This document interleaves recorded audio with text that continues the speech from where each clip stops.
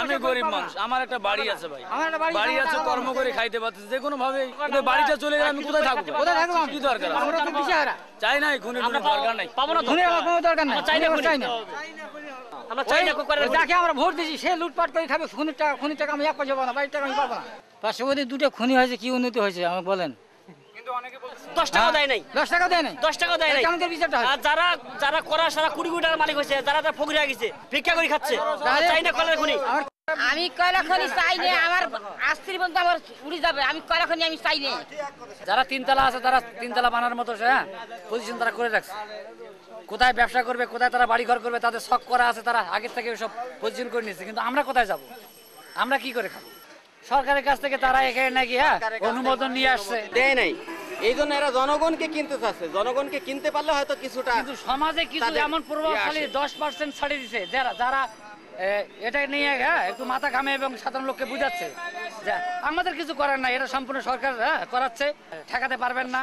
সরকার চাইলে আমরা বাধা দিয়ে পারবো? আমাদের বাধা দিয়ে খনি চাই, খনি চাই, খনি চাই, খনি চাই না। আপনি কেন জানেন কি বলবেন? হ্যাঁ সেটা একটু বলেন।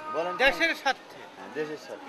স্থানীয় জনগণ বলতেছে এটা তাদের স্বার্থের ক্ষতি হবে, তারা কষ্ট হবে। আমরা জনগণের স্বার্থে না, আমরা দেশের স্বার্থে যাচ্ছি, দেশের উন্নয়নের স্বার্থে।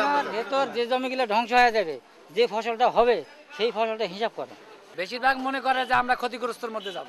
হ্যাঁ, আমরা যদি আমাদের এই বসত ভিটা আমরা ছাড়ি দেই, আমরা ব্যবসা বাণিজ্য প্রতিষ্ঠান নষ্ট হয়ে যায়, তাহলে হয়তো আমরা ভবিষ্যতে এটা আর করতে পারবো না। কারণ আমরা সীমিত পুঁজির লোক বেশি। একটা চায়ের দোকানে তার কয় পয়সা আছে? অনেকে অনেক ধারণা মনে করতে পারে, কিন্তু আমার ব্যক্তিগত ধারণা হলো যে আমার দেশের স্বার্থে সরকার যদি মনে করে তাহলে খনি হবে, আমি খনি চাই। আর যদি না দেয় যা বলে রোড ব্লক করে দেবো, আর ঘেরা হচ্ছে তো এরপরে একদম বিরাট করে দেবো, পুলিশের গাড়ি কোনো যাওয়া পারবে না। ওরা তো দালাল আজাকার। যেমন বলছে হুমকি দিচ্ছে যে কালকে ডাঙ্গা পুলিশ নামাবে, র্যাব নামাবে এবং একটা রক্তক্ষয়ী সংঘর্ষ হবে। জীবনের মায়া কিন্তু সকলে করে। এখন কেমন করি কো ভাই, এটা তো আর আমাদের বলা। কি এইটুকু বলতে পারবেন যে খনি হলে খনি থেকে যে লাভ হবে, যে কয়লা তোলা হবে, তার থেকে বাংলাদেশ কত পাবে আর এশিয়া এনার্জি কত পাবে? আমরা তো একটু জানি যে খনি হলে কয়লা উঠলে নাকি ওনারা 90 ভাগ পাবে, আর বাংলাদেশ 96 ও অস্ট্রেলিয়া নেবে, আর 44% পাবে হবে বাংলাদেশ সরকার। তাতে লাভজনক হবে না তো সরকার।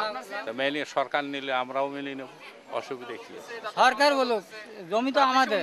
বিশ্বাস করতেছেন না কেন? না, অত উন্নতি আমার দরকার নেই। যেরকম আমরা একটা চেয়ারম্যান বানাই, আমাদের সুস্থভাবে কাজ করবে। সরকারকে আমরা বানাইছি, সরকার আসি বলুক যে খুনি হবে না, আমি চলে যাবো। সরকারকে আমরা ভোট দিয়েছি, আর সরকার আমাদের কথা মানবে না, আমি গুলি করুক, আমি মারা যাই, আমার বাড়িকে সব নেব। আমি ক্ষেত মজুর, আমি দেশে ফসল ফলাই, আমাদের ফসলটা দেশের নেতা খান্তারা সবাই খায়।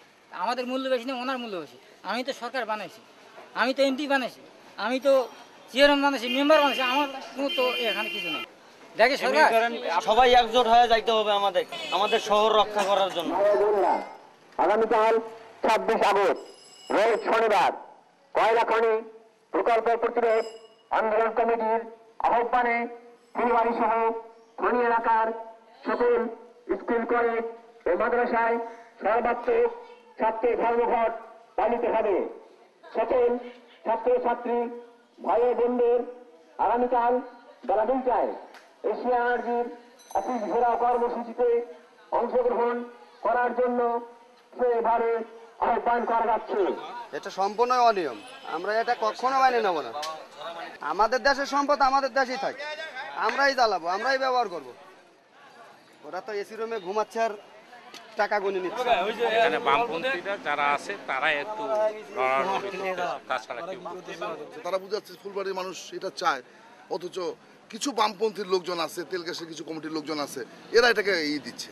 সেটাই আমরা আজকে প্রমাণ করব যে আমরা অরিজিনালি আমাদের তেল গ্যাস কমিটির কিছু লোকজন না বাম লোকজন না, ফুলবাড়িবাসী সমস্ত জনগণ আছে, এটাই আজকে আমাদের প্রমাণ করতে হবে।